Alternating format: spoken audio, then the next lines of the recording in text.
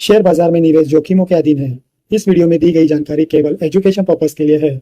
मैं कोई SEBI registered adviser नहीं हूँ। निवेश से पहले अपने वित्तीय सलाहकार से सलाह जरूर लें या अपनी रिसर्च खुद करें। के इस एक्सप्लेनर में हम एक बेहद दिलचस्प कहानी डिकोड करने वाले हैं। सोचिए, 1908 का एक पुराना पारंपरिक टेक्स्ट बुक प्रिंटर और आज का एक advanced AI powered educational ecosystem. जी हाँ, हम बात कर रहे हैं दाचेपल्ली पब्लिशर्स की। 118 साल पुरानी एक कंपनी ने कैसे खुद को पूरी तरह से बदल डाला, चलिए समझते हैं। आज के हमारे एजेंडे में हम देखेंगे कि कैसे 118 साल का अनुभव एआई से टकराता है, उनकी ट्रोजन हॉर्स रणनीति क्या है, एक उलझी हुई वित्तीय पहेली को सुलझाएंगे, उनके एआई डेटा इंजन को समझेंगे और अंत में इसके जोखिम और नैतिकता पर भी बात करेंगे। तो बिना किसी देरी के शुरू करते हैं। सेक्शन 1, 118 साल और एआई का शानदार संगम। अब जरा स्कूल सप्लाई चेन के बारे में सोचिए। ये बिल्कुल किसी ऐसी शादी की तरह है जहां 50 अलग अलग वेंडर्स को कोऑर्डिनेट करना हो। स्कूल को किताबें कहीं और से लेनी है, यूनिफॉर्म कहीं और से, और स्टेम किड्स के लिए कोई तीसरा ही वेंडर है। बहुत ही बिखरी हुई व्यवस्था है ना। लेकिन यही एंट्री होती है पेलिकन एडू सप्लाई के ई-कॉमर्स प्लेटफॉर्म की।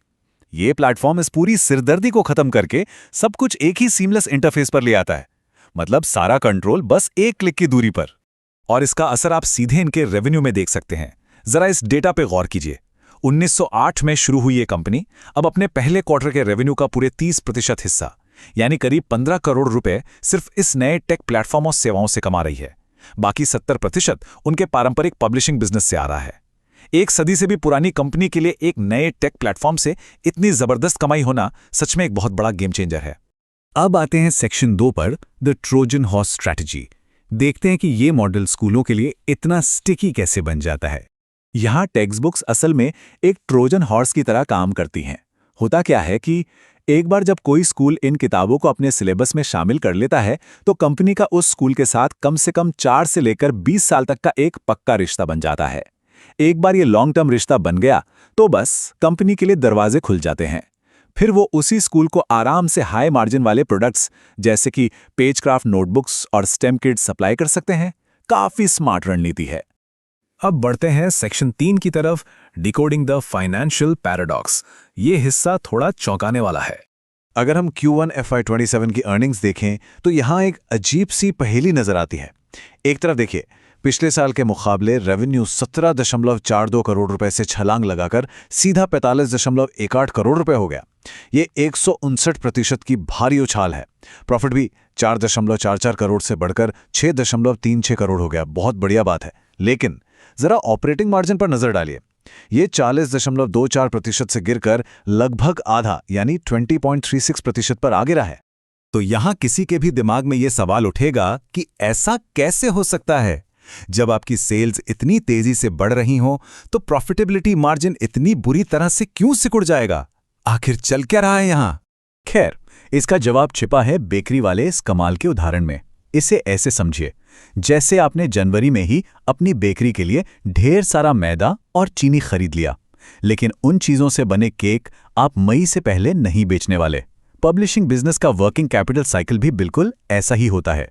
पहली तिमाही में कंपनी कागज जैसी कच्ची सामग्री खरीदने पर बहुत भारी खर्च करती है। खर्चा पहले बुक हो गया, जिससे मार्जिन गिरता हुआ दिखा, लेकिन उस कागज से किताबें बनकर असल बिक्री होने में अभी कई महीने लगेंगे।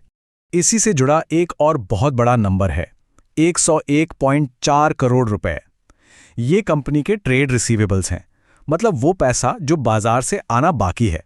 अब आप सोचेंगे कि इतना सारा पैसा बाहर क्यों फंसा है? बात दरअसल ये है कि पूरे देश में 12,000 से भी ज्यादा स्कूलों तक माल पहुंचाना कोई छोटी बात नहीं है। दूर दराज के इलाकों में डिलीवरी होने और स्कूलों का नया सेशन ठीक से शुरू होने के बाद ही फाइनल बिलिंग और पेमेंट की प्रक्रिया पूरी होती है, इसलिए इसमें समय लगता है। लेकिन मैनेजमेंट ने एक बात बिल्कुल साफ कर दी है कि घबराने की कोई बात नहीं है। ये कोई डूबा हुआ पैसा नहीं है। ये रकम बस इनके सीजनल बिलिंग साइकिल से गुजर रही है और उम्मीद है कि अक्टूबर-नवंबर तक इसमें से 90% पैसा सुरक्षित रूप से कंपनी के पास वापस आ जाएगा। तो ये बस बिजनेस का एक तरीका है। चलिए अब चलते हैं सेक्शन 4 पर, द एआई डेटा इंजन। ये वो तकनीक है जो इस पूरे एजुकेशनल मार्केट का गेम बदल रही है। आजकल हमारे इनबॉक्स स्पैम ईमेल से भरे रहते हैं, है ना? लेकिन पेलिकन का स्ट्रक्चर्ड स्टूडेंट डेटा इंजन इस तरह की मास मार्केटिंग का एकदम उल्टा है। ये इंजन सीधे सीबीएसई या आईसीएसई सिलेबस को मैप करता है। फिर यह सिस्टम बहुत ही स्मार्ट तरीके से छात्रों की उम्र, उनके ग्रेड और पुरानी खरीद के इतिहास को ट्रैक करके स्मार्ट ट्रिगर्स बनाता है। मतलब लोगों को सिर्फ वही ऑफर दिखेगा जिसकी उन्हें सच में जरूरत है, फालतू का स्पैम बिल्कुल नहीं।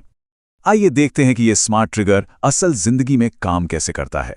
मान लीजिए जून में एक छात्र ने ग्रेड 10 की साइंस की किताब खरीदी। अब एआई चुपचाप काम पर लग जाता है। अक्टूबर तक वो सीबीएसई के कैलेंडर को अच्छी तरह मैप कर लेता है। फिर आता है जनवरी का महीना, जब बच्चों के प्री बोर्ड एग्जाम्स सिर पर होते हैं। ठीक उसी वक्त ये सिस्टम उस छात्र के पेरेंट्स को व्हाट्सएप पर एक बहुत ही प्रासंगिक प्री बोर्ड मॉक टेस्ट का ऑफर भेज देता है। देख रहे हैं कैसे इन्होंने एक सीजनल यानी मौसमी कारोबार को पूरे साल चलने वाले रेवेन्यू स्ट्रीम में बदल दिया।